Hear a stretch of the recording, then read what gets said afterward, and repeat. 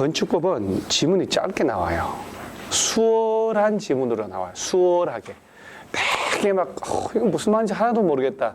이게 없어요. 182페이지요. 용어들 중에는 뒤에 자세히 또 나오는 것들이에요. 일단 책을 먼저 보면 184페이지에 제1절에 건축물이라고 되어 있죠. 건축물이라고. 그럼 모든 법을 만들 때는 건축물이 뭐지? 라고 법적 정의를 줘요. 그래서 건축물이 뭐냐? 그 다음에 건축법 적용이 배제되는 게 어떤 거 있냐? 그 다음 맨 밑에 용도는 몇 가지냐? 이렇게 돼요.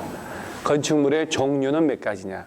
건축물의 용도를 묻는 문제가 시험을 나오든 안 나오든 가끔 나오긴 하고, 또 여기서 안 나와도 용도 분류를 못하면 국토법이 어려워요. 우리가 왜 매수청구 배울 때 매수 청구했는데 매수하지 않기로 하면 3층이야 단독주택 1종 건생, 뭐 2종 건생 지을 수 있고 단란한마 제외하고 이런 거 배운 게 있단 말이에요. 걔들 다 여기서 나와요. 그래서 30가지 용도를 좀 이렇게 정리를 한번 하고 그러면 192페이지 가요. 192페이지에 보면 30가지까지가 이렇게 나와요.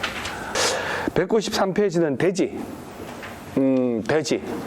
거의 시험에 안 나오는 거. 한 장 넘어가면 공작물. 공부를 한두 바퀴 도는 사람들은 제목 딱 보고 이것들이 나오네. 좀씩 기억이 올라옵니다. 처음 공부한 사람은요. 아무것도 모르죠. 그래서 따라가려면 반복을 많이 해야 돼요.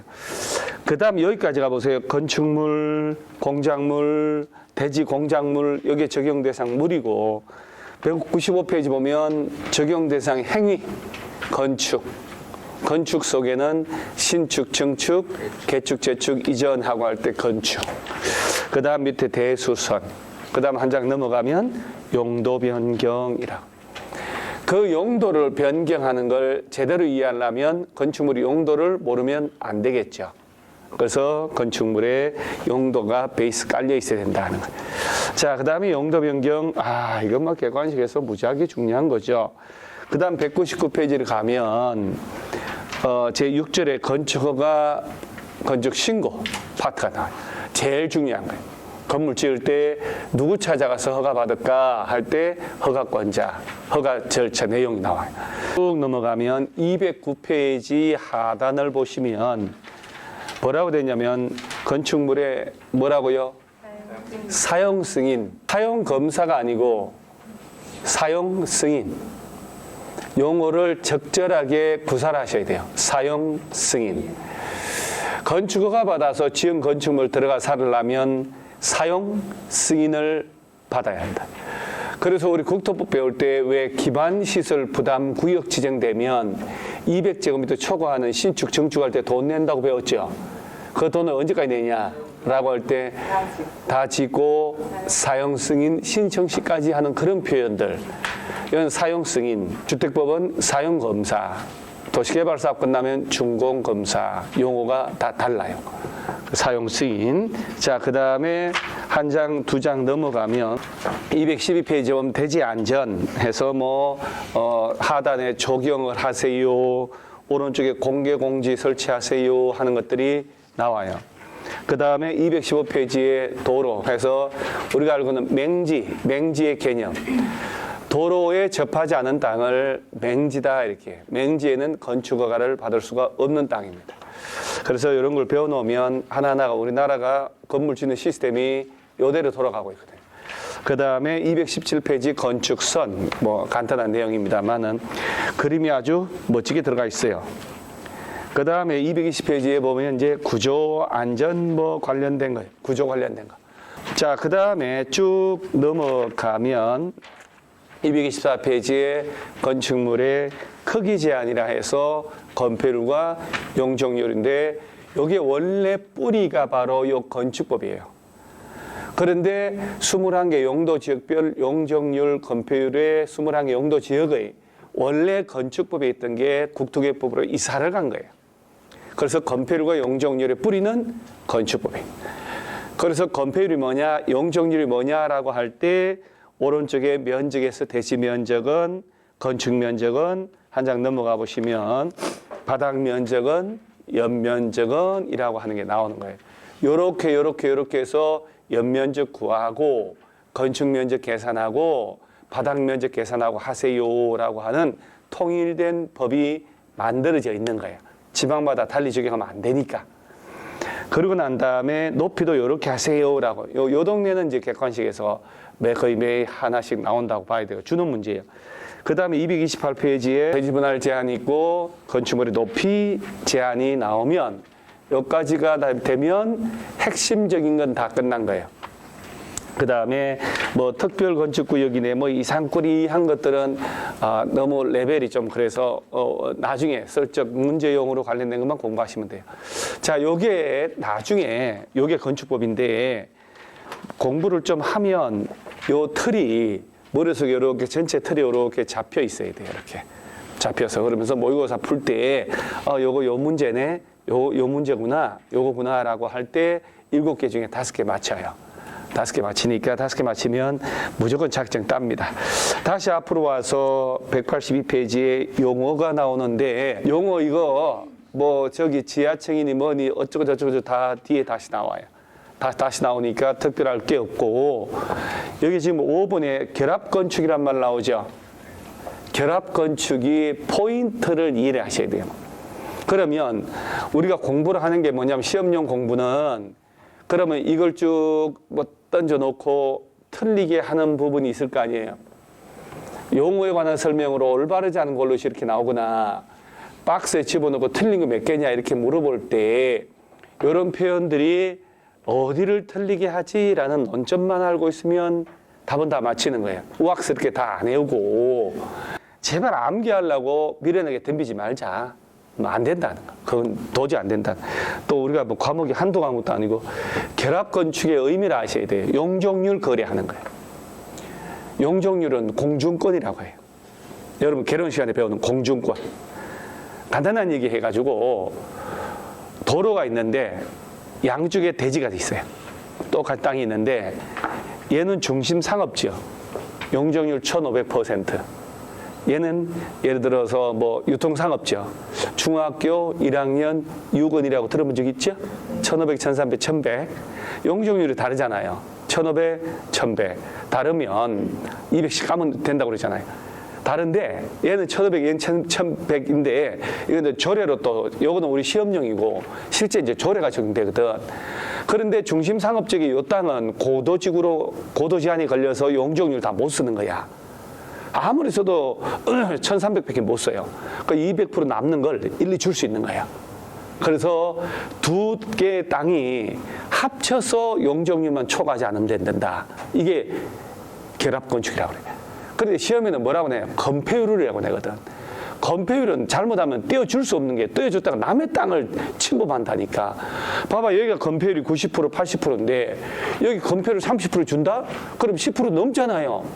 그러니까 공중권을 거래한다. 이게 결합건축이라고 하는 거예요. 이제 공법상 이런 걸 제도를 이해를 해놓으면 개론에서 공법이 나오잖아요. 이번에 개론에도 공법 4개 반인가 나오고 공법은 나오는데 그 개론에 나온 공법은 되게 쉬운 게 나온단 말이에요. 어려운 공법을 같이 해놓으면.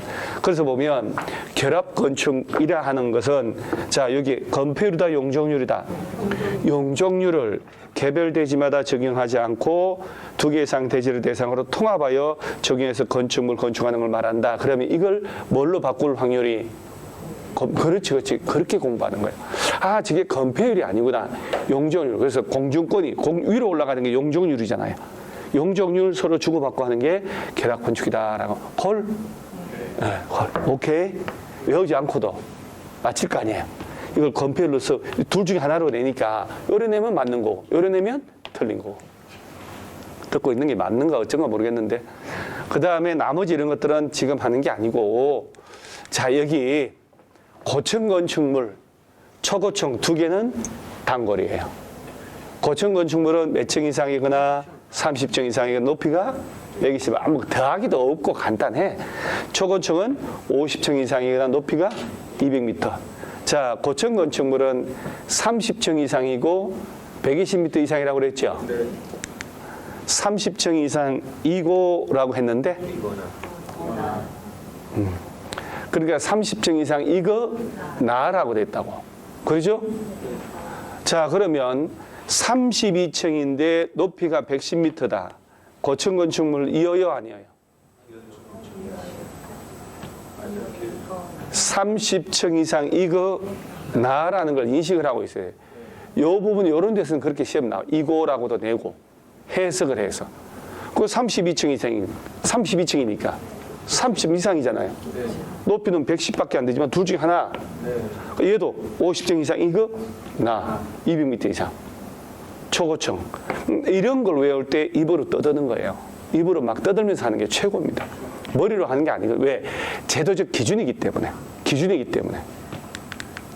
그 다음에 여기 지금 나오는 게 다중이용 건축물이라고 2번 나왔어요. 시험에서. 2번, 3번 이상 나온 것들은 주의해야 된다고. 183페이지에 다중이용 건축물이 13번 나오죠? 자, 이게 뭐냐? 불특정 다수 사람들이 이용하는 건축물로 다음에 어느 하나에 해당하는 건축물 말한다. 동그라미 1번하고 동그라미 2번이잖아요. 자, 여기 이제 요거 동그라미 1번하고 동그라미 2번 이렇게.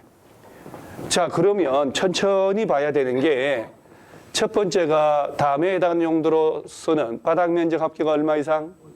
5천 이상의 이 중에 하나이거나 층수가 16층 이상이면 문제는 얘를 못 외우더만. 얘는 기억나는데 제목이 기억이 안 나. 다중 뭐라 하더라. 다중 뭐 이렇게 얘기한다고. 저걸 외워야 된다고. 다중이용 건축물. 그러니까 저걸 외우는 방법은 소리 내서 읽어라. 소리 내서 읽고 소리 내서 읽으면서 메모하라. 필사를 하라. 이게 최고다. 눈으로 10번 이를 안만 봐도 소용없어. 다중이용 건축물. 이러한 입으로 떠드는 게 최고예요. 낯선 용어들은. 그러면서 다중이용 건축물이 되려면 바닥 면적 합계 5천 이상의 문종이, 문화집회, 종교시설. 그러면 이런 용도가 있다는 걸 또 이따가 용도 분류 쪽에서 연습해야 되겠지, 이게. 그 다음에 문화집회, 종교시설이 5천 이상이거나 문종이, 판운수기, 판매, 운수, 숙박. 그래서 문종이하고 판운수기가 나란히 뻗어 있는 종합병원이라고 연습을 해보는 거예요. 어쨌든 간에 기억 잘 나게 하려고. 또 층수가 몇 층 이상이면? 16층 이상이면 뭐라고요? 다중이용 건축물. 다중이용 시설이 또 있다고 딴 데 가면. 다중이용 건축물. 자, 문화집회라도 뭐는 제외하고 동식물은 제외하고 동식물은 다중이용 건축물에 해당하지 않는다. 이 얘기예요. 자, 그러면 넘어가 볼게요. 다중이용 건축물은 바닥 면적 합계 얼마 이상의 5천 이상의 이 중에 하나이거나 층수가 자, 그러면 바닥 면적 합계 5천 제곱미터의 교육 연구 시설이다. 그럼 얘는 다중이용 건축물 이어야 아니에요? 또 이렇게 또 얘기하면 그 책을 또 봐야 돼. 또 금세 봤는데 자, 5천 이상인데 여기 교육 연구 시설 있나요? 아니지. 그러니까 얘네들이 다중이용 건축물 되려면 얼마 이상이어야 된다. 그러면 자, 만약에 교육 연구 시설이 층수가 16층 이상이 아니야. 그러면 5천 이상이어도 다중이용 건축물이라고 아니라고? 아니라는. 그런데 여기에 해당하지 않더라도 층수가 몇 층 이상이면? 그러면 16층짜리 교육 연구 시설이다. 16층짜리. 그럼 다중이용 건축물 맞지? 맞잖아요.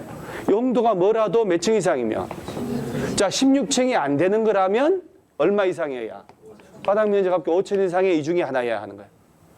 그러니까 자꾸 이런 각도 저런 각도로 자꾸 해봐야 익숙해지고 노출이 많아지고 내 것이 되는 거예요. 2번 시험에 나왔다라는 것은 또 나올 수 있는 거거든요. 그래서 문종이, 문화집회, 종교, 판운수기, 판매, 운수, 숙박, 종합병원. 그 다음에 동식물은 뭐하고 제외하고. 얘네들이 5천 이상이거나 층수가 16층 이상이면 뭐다고? 다중이용 건축물이다. 다중이용 건축물이다. 다중이용 건축물이다. 라고 저것이 어느 순간 딱 기억날 때 따라옵니다. 제가 기억날 때, 입에 붙을 때. 10번 이상 해야 입에 붙어요.